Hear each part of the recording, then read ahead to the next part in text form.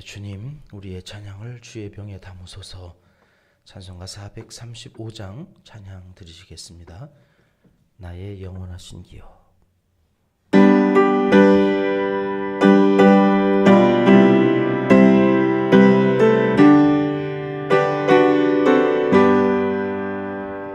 나의 영원하신 기여, 생명보다 귀하다. 나의 갈 길 다가도록 나와 동행하소서. 주께로 가까이, 주께로 가오니 나의 갈 길 다가도록 나와 동행하소서. 세상 위한 일함과 모든 명예 버리고 험한 길을 가는 동안 나와 동행하소서. 주께로 가까이, 주께로 가오니 나의 갈 길 다가도록 나와 동행하소서. 어두운 골짝 지나가며 험한 바다 건너서 전국문에 이르도록 나와 동행하소서. 주께로 가까이, 주께로 가오니 나의 갈 길 다가도록 나와 동행하소서. 아멘.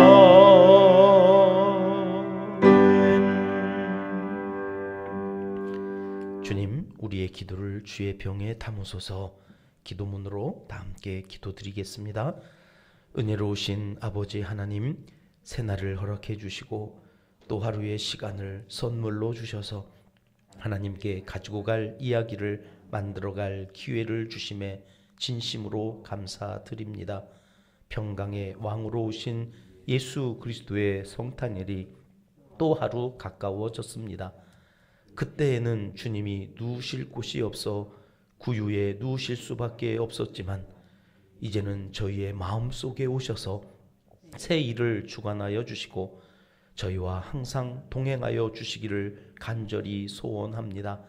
날마다 주께로 가까이 나아가는 믿음의 사람, 예수의 사람이 되게 하시고 삶이 고달프고 힘겹지만 기쁨을 빼앗기지 않고 살아가는 하나님의 사람들이 다 되게 하여 주옵소서. 오늘도 가족들을 의시하여 저 멀리 선교사님들까지 생각나는 이름들을 부르며 기도할 때에 하나님께서 기억하여 주시고 역사하여 주시기를 간구합니다. 외롭지 않게 하옵소서. 혼자라고 생각하지 않게 하옵소서. 임마누엘, 그 이름으로 오신 하나님의 아들 예수 그리스도 안에서 은혜와 평강이 넘치는 복된 한 날을 살아가도록 오늘 필요한 일용할 양식을 내려 주옵소서. 생기가 넘치는 한 날을 살아가게 하옵소서. 이 나라, 이 민족의 위기 앞에서 간구하옵나니 이 위기로 인하여 하나님께 돌아오는 백성들이 늘어나게 하시고 회개하고 돌아오는 그 한 영혼을 통해 이 민족이 하나님께 기쁨이 되고 복의 통로가 되어 열방을 구원하는 도구로 쓰임받게 하옵소서. 한국교회가 위기를 기회로 만드는데 앞장서게 하시고 세상의 빛과 소금임을 증명해내는 소망 공동체가 되게 하옵소서. 기도하는 하나님의 사람들을 통하여 일하시는 하나님을 경험하는 이 나라, 이 민족이 되게 하옵소서. 오늘 또 우리가 돕는 선교사님들을 기억하여 주시고 북한과 중국 이슬람 정권 아래 선교 활동을 제한받는 모든 백성들 가운데, 그리고 아직도 전쟁 중에 있는 러시아와 우크라이나 백성들 가운데 긍휼과 자비를 더하여 주시고 선교사님들이 마음껏 복음을 들고 구원의 기쁜 소식을 전하며 활동할 수 있도록 은총을 베풀어 주시옵소서. 이 겨울 가난하고 어려운 이웃들을 위하여 기도합니다.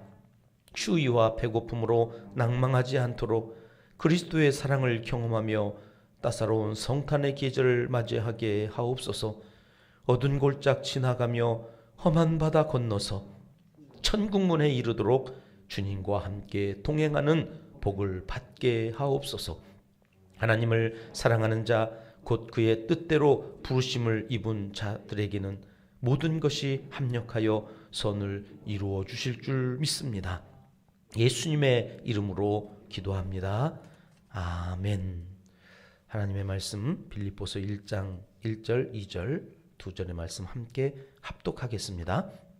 그리스도 예수의 종 바울과 디모데는 그리스도 예수 안에서 빌립보에 사는 모든 성도와 또한 감독들과 집사들에게 편지하노니, 하나님 우리 아버지와 주 예수 그리스도로부터 은혜와 평강이 너희에게 있을지어다. 아멘.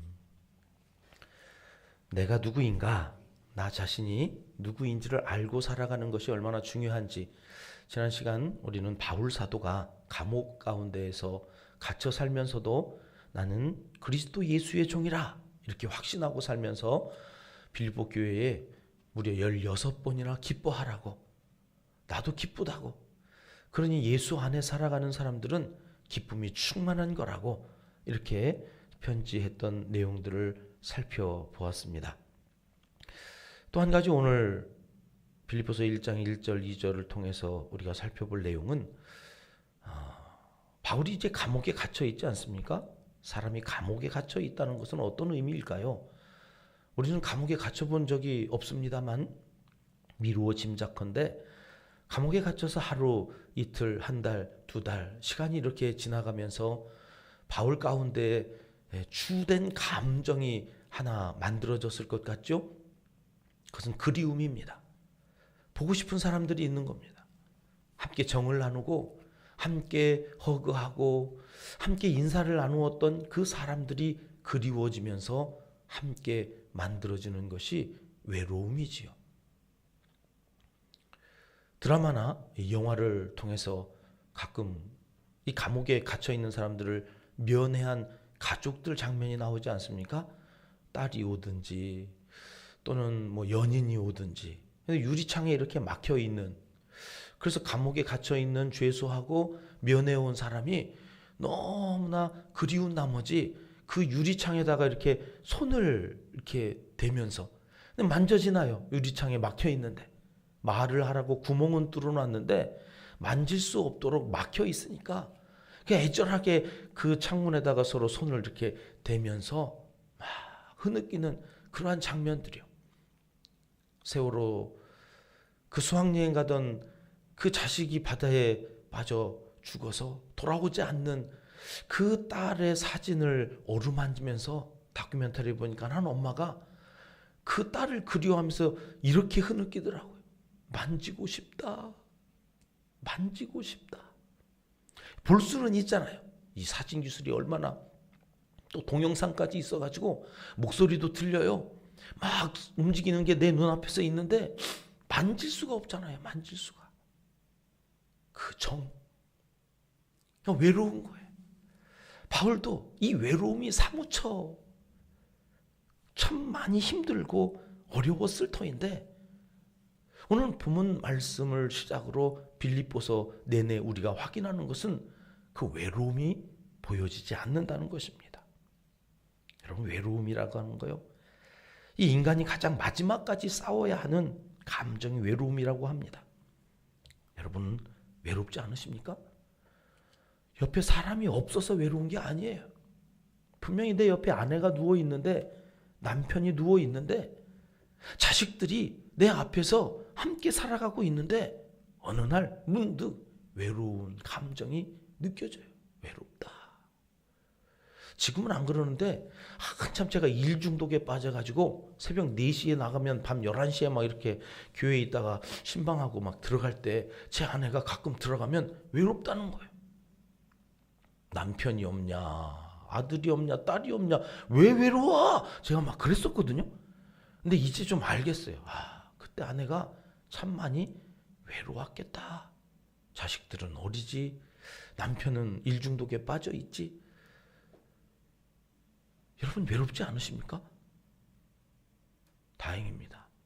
문득 더군다나 이렇게 찬바람이 불 때면 외로움이 쑥 들어와요.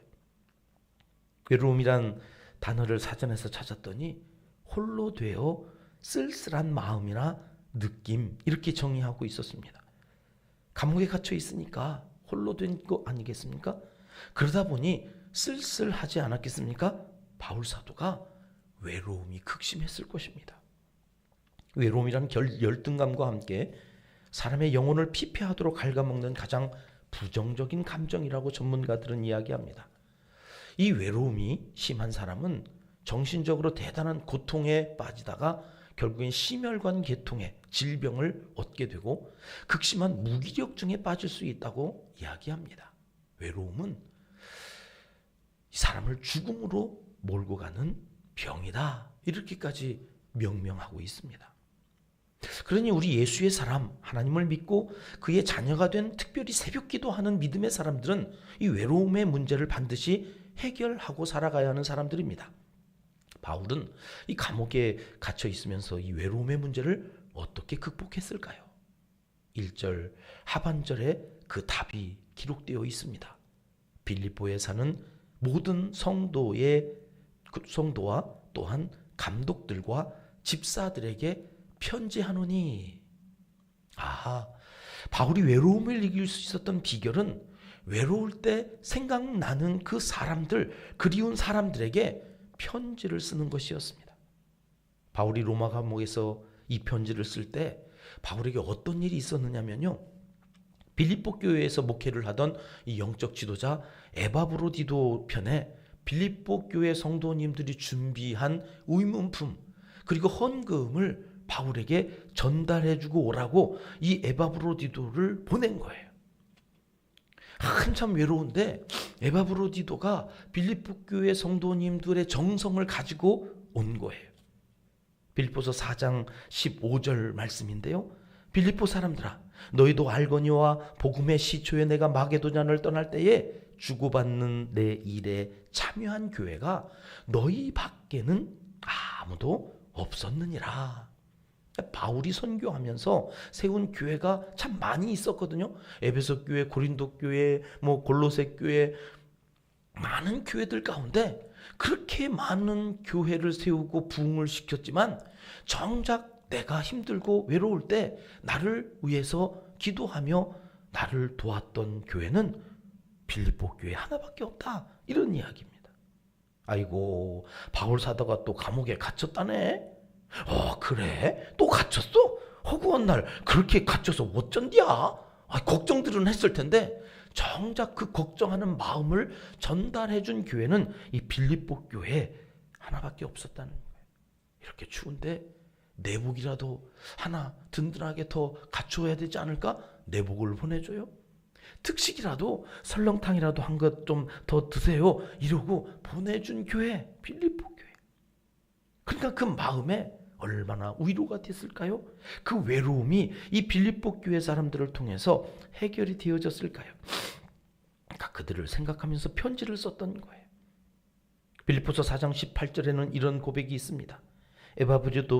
에바브로디도 편에 너희가 준 것을 받음으로 내가 풍족하니 이는 받으실 만한 향기로운 제물이요 하나님을 기쁘시게 한 것이라. 이것이 바울에게는 하나님이 기쁘시게 받을 만한 향기로운 제물이라 여기게 했구나. 하나님이 날 버리신 게 아니야. 내가 이렇게 감옥에 갇혀서 고통을 받고 있지만 이 현장이 내가 버림받은 현장이 아니라 오히려 하나님을 경험하는 복된 시간이고 복된 자리야. 시카고 대학 존 카시오프 박사가 하버드 의대의 니콜라스 크리스타키스 교수하고 캘리포니아 대학의 제임스 파울로 교수와 함께 공동 연구를 했어요. 행복이나 이 외로움과 같은 감정도 전염성이 있다는 것을 밝혀냅니다. 사회 네트워크를 통해서 이것이 퍼지더라는 것입니다. 행복감도 전염이 되고요. 이 바이러스 균처럼 외로움도 전염이 되더라는 거예요. 이 카시오프 박사가 말합니다. 외로움을 느끼는 사람은 그렇지 않은 사람보다 대인 관계에서 더욱 부정적으로 행동하는 경향이 있다. 만일 우울한 기분을 가지고 있다면 대인 관계가 평소보다 더욱 부정적인 방향으로 행동할 가능성이 높다. 상대방도 그러한 영향으로 인해 부정적이고 우울한 감정으로 다른 사람들을 대할 가능성이 높아진다는 연구 결과예요. 이것보다 더 중요한 내용이 무엇이냐면, 하지만 이러한 전염성의 효과가 사람을 3번만 거치면 사라지더라는 것입니다. 여러분 외로우십니까? 그러면 외로울 때에 이렇게 누군가와 더 접촉점을 늘려가야 이 외로움의 문제가 해결되더라는 거예요. 이게 전염성이 있어서 그렇습니다. 이게 참 중요한 열과 경과 아니겠습니까? 우울하고 외로운 감정에서 벗어나는 가장 좋은 방법은 친구들과 좀 더 많은 시간을 보내고 즐거운 시간을 보내도록 노력하는 것입니다. 빌립보 성도들은 이 외로움에 힘들어할 수밖에 없는 바울에게 에바브로디도 편에 하나님의 사람인 것을 확인하는, 그래서 외로움을 이겨낼 수 있도록 물품을 보내요. 사랑을 전해요. 마음을 전해요. 여러분 우리 은평교회가 하는 일도 이런 일 아니겠습니까? 새벽에 우리가 기도하고 선교사님들에게 헌금을 보내고 선교사님들은 또 교회에 편지를 하는 이 과정에서 자칫 선교 현장에서 외로울 수 있는 선교사님들을 외롭지 않게 하는 거지. 또한 우리도 영적으로 그분들의 편지를 받아보면서 우리가 참 하나님의 일을 하고 있는, 우리가 그런 위대한 하나님의 사람들이구나, 이런 영적인 외로움을 이겨나갈 수 있게 되어지는, 성탄절 우리 교회 복도에 편지를 쓰도록 우리 목사님께서 솜씨를 발휘해 놓으셨습니다. 자녀들이 오늘 외로움에 힘들어하지 않을까요? 여러분 외롭지 않으십니까? 어떻게 하면 된다고요? 편지를 써서 보내는, 그리고 사랑스러운 사람들에게 안부를 전하는 거예요. 외로움도 전염성이 있어서 이를 극복할 수 있는 힘이, 외로우면 외로울수록 그리운 사람들과 관계를 맺으면서 서로 간에 뭘 자꾸 주고받는 것입니다. 여러분 저 뒤에 포스트잇을 잔뜩 또 마련해 놓았지 않습니까? 저도 이 설교를 준비하면서 가만히 생각해보니까 이 11월에 고등학교 2학년 된 딸을 데리고 왔거든요. 전학을 왔는데 학교 교과서가 다 다르다는 겁니다. 자기가 쓰던 교과서가 아니래요. 엊그저께 기말고사 보는데 어떻게 봤냐 그랬더니 다 찍었대요. 여러분 배운 내용과 이게 내용이 안 맞으니까 책이 달라서 배운 내용으로부터 외로운 거예요. 학교 선생님도 바뀌었죠. 친구들도 바뀌었죠. 얼마나 외로울까 생각하니까 이 딸이 참 대견해요. 잘 견디는. 그래서 제가 설교를 준비하다 말고 나와서 포스트잇에다가 사랑하는 딸 고운 이래가지고 저기다 이렇게 써서 붙여놨어요. 그 외로움을 누군가는 알아주고 그 외로움을 만져주는 사람이 있다고 하는 것을 확인할 때에 이 외로움을 이겨나갈 수 있다고 오늘 빌립보서 1장 1, 2절을 통해서 하나님은 우리에게 말씀해 주십니다. 성탄절 외로운 우리들을 위해서 하나님의 아들 그가 이 땅에 오셨습니다. 오셔서 무엇을 하셨을까요? 너 혼자가 아니야. 나 임마누엘, 너와 함께하는 사람. 다 너를 위해서 왔어.